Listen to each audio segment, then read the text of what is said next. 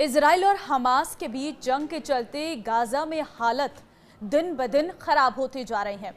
विश्व खाद्य कार्यक्रम WFP ने चेताया है कि गाजा में अकाल जैसे हालात हैं और करीब 70,000 बच्चे गंभीर कुपोषण के शिकार हैं, जिन्हें तत्काल इलाज के लिए अस्पताल में भर्ती करवाया गया है। लेकिन कुछ ऐसे भी हैं जिन्हें अस्पताल में इमरजेंसी में रखा गया है, लेकिन कुछ ऐसे भी हैं जिन्हें तत्काल इलाज की जरूरत है। नमस्कार, मैं हूं आपके साथ ममता तिवारी। आप देख रहे हैं न्यूज़ 18 का डिजिटल प्लेटफॉर्म। गाजा में हालत दिन ब दिन खराब होते जा रही है। अंतर्राष्ट्रीय मानवता से जुड़ी 100 से अधिक संस्थाओं ने एक संयुक्त बयान जारी कर ये चेतावनी दी है कि गाजा में भूख, बीमारियां और पानी की भारी कमी के कारण लोगों की हालत गंभीर है। बयान में इजराइल से तुरंत नाकाबंदी हटाएं और जरूरी सहायता पहुंचाएं की चेतावनी दी गई है। गाजा शहर के हालात इतने बिगड़ चुके हैं कि वहां के बाजार खाली पड़े हैं, पानी की व्यवस्था लगभग ठप है, सड़कों पर लोग बेहोश हो रहे हैं। एक चैरिटी के जरिए भोजन पाने के लिए बच्चों समेत बड़ी संख्या में लोग कतार में खड़े नजर आ रहे हैं। इजरायली हमलों और नाकाबंदी का सामना कर रहे गाजा में हालात अब जितने खराब हो गए हैं, उसे बेहद से जानने की कोशिश करेंगे। देखिए, 100 से अधिक सहायता संगठनों और मानवाधिकार आयोग और साथ ही आपको बता दें कि मानवाधिकार समूहों ने ही गाजा में बड़े पैमाने पर भूखमरी फैल रही है, इसकी जानकारी दी है।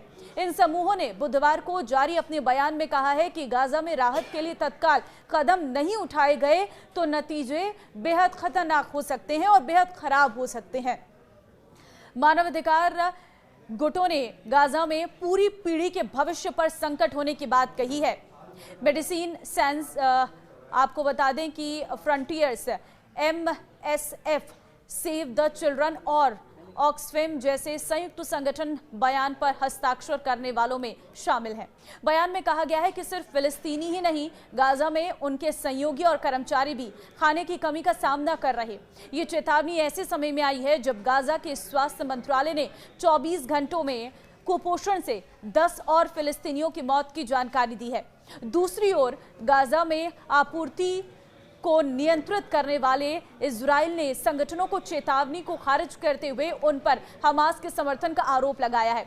संयुक्त राष्ट्र एजेंसी की ओर से कहा गया है कि गाजा में भूख के चलते विनाशकारी परिणाम हो सकते हैं। विश्व स्वास्थ्य संगठन WHO के मुताबिक गाजा में गर्भवती और स्तनपान कराने वाली महिलाओं में से 20% महिलाएं कुपोषण का शिकार हैं। WHO ने आने वाले समय में स्थिति और खराब होने के संकेत दिए हैं। संयुक्त राष्ट्र यौन एवं प्रजनन स्वास्थ्य एजेंसी UNFPA ने कहा है कि गाजा में भूखमरी, मनोवैज्ञानिक आघात और स्वास्थ्य सेवा की गिरावट के कारण बच्चों का जन्म लेना मुश्किल हो सकता है। UNFPA ने चेतावनी दी है कि ये स्थितियां अब पूरी पीढ़ी के अस्तित्व के लिए खतरा है। संगठन ने 2025 की पहली छमाही के आंकड़े पेश किए हैं, जिसके अनुसार जन्म दर में तेजी से गिरावट आएगी। UNFPA ने जनवरी से जून तक 220 माताओं की मौत दर्ज की है। ये 2022 में दर्ज मातृ मृत्यु से 20 गुना अधिक है। अमेरिका के विशेष दूत स्टीव विटकॉफ जल्द ही गाजा में युद्ध विराम के प्रयासों को लेकर यूरोप और कतर का दौरा करेंगे और इसका उद्देश्य है किसी तरह से बातचीत के जरिए संघर्ष विराम और मानवीय सहायता बहाल की जा सके। गाजा में भूखमरी और निर्जलीकरण की स्थिति पर वैश्विक स्तर पर नाराजगी और चिंता जताई जा रही। मानवाधिकार संगठनों, UN एजेंसियों और मध्य पूर्व विशेषज्ञों का कहना है कि इस संगठन को राजनीतिक बहस नहीं बल्कि मानवीय त्रासदी के रूप में देखना चाहिए। इजराइल पर अंतर्राष्ट्रीय दबाव बढ़ रहा है कि वो नाकेबंदी हटाकर मानवीय सहायता को अबाध रूप से पहुंचने दे। संयुक्त राष्ट्र सुरक्षा परिषद आने वाले दिनों में गाजा की स्थिति पर विशेष बैठक बुला सकती है।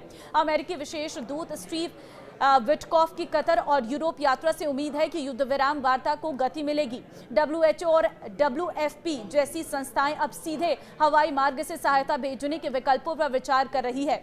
इजरायली मीडिया में भी अब इस विषय पर मतभेद सामने आ रहा है। कुछ विशेषज्ञों ने कहा है कि सरकार की रणनीति पर सवाल उठाए जा रहे हैं। ड्रोन ट्रैकिंग सिस्टम और ब्लॉकचेन आधारित राहत वितरण पर चर्चा शुरू हो गई है। लंबे युद्ध और भूख से गुजर रहे बच्चों पर PTSD और मानसिक बीमारी के मामलों में तेजी आ गई है। क्या इजराइल की नाकेबंदी हमास को कमजोर कर रही है या आम लोगों को निशाना बना रही है? ये भी एक बहुत बड़ा सवाल है। अमेरिका और यूरोप के मुस्लिम मतदाताओं में नाराजगी देखने को मिल रही है और इस नाराजगी बढ़ने के कारण राजनीतिक दलों का रुख बदलने का दबाव हो सकता है। इजराइल द्वारा सभी क्रॉसिंग बंद कर दिए जाने के कारण पिछले 4 महीनों से गाजा में ना तो आटा, ना ही बेबी फूड और ना ही चिकित्सा सहायता पहुंच पाई है। रोटी जो कभी रोजमर्रा की जरूरत हुआ करती थी, अब एक फुसफुसाती हुई उम्मीद बनकर रह गई है। काला बाजारों में ऐसी कीमतों पर बिक रही है जो किसी भी परिवार के लिए वहन करने लायक नहीं है। गाजा के अस्पतालों ने बताया है कि थकावट और कुपोषण के कारण सड़कों पर बेहोश होने वाले लोगों की संख्या अभूतपूर्व है। गाजा के स्वास्थ्य मंत्रालय के अनुसार इन शरीरों में अब कोई ताकत नहीं बची है। सैकड़ों लोग सिर्फ इसलिए मौत के मुंह में जा रहे हैं क्योंकि उनके शरीर अब भूख नहीं झेल सकते। गाजा के सरकारी मीडिया कार्यालय ने बताया है कि अक्टूबर में अब तक कम से कम 69 बच्चे कुपोषण से मर चुके हैं। अकाल से संबंधित मौतों का आंकड़ा 620 तक पहुंच गया है। 5 वर्ष से कम आयु के 6,50,000 बच्चे गंभीर खतरे में हैं और साथ ही हजारों गर्भवती महिलाएं भी हैं जिन्हें भोजन और प्रसव पूर्व देखभाल की कमी है। 35 वर्षीय अहमद अबू नादा ने कहा है कि अब हमें भोजन की तलाश में नहीं है, हम जीवित रहने की तलाश में हैं। हम रोटी का सपना देखते हैं, वो भी अब वास्तविक नहीं है। साथ ही उन्होंने आगे ये भी कहा है कि गाजा के 24 लाख लोग जीवित नहीं हैं, हम सहन कर रहे हैं।